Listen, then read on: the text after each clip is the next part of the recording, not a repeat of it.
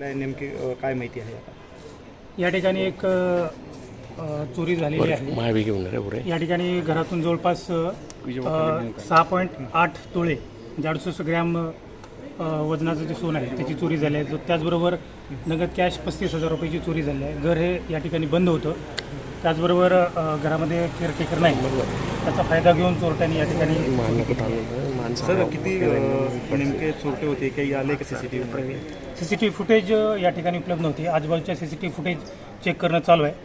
जसं त्या माहिती प्राप्त होईल तसं आम्ही तुम्हाला माहिती देऊ।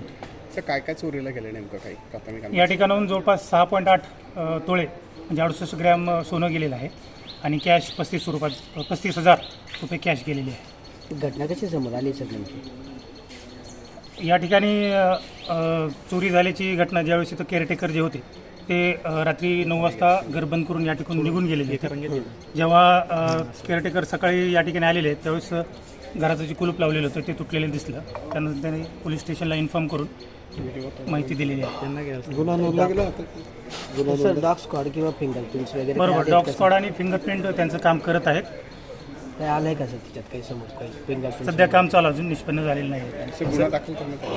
हा गुन्हा दाखल करण्याची प्रोसिजर सुरू आहे।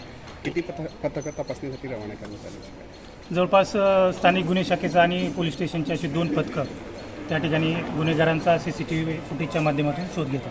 ठीक आहे.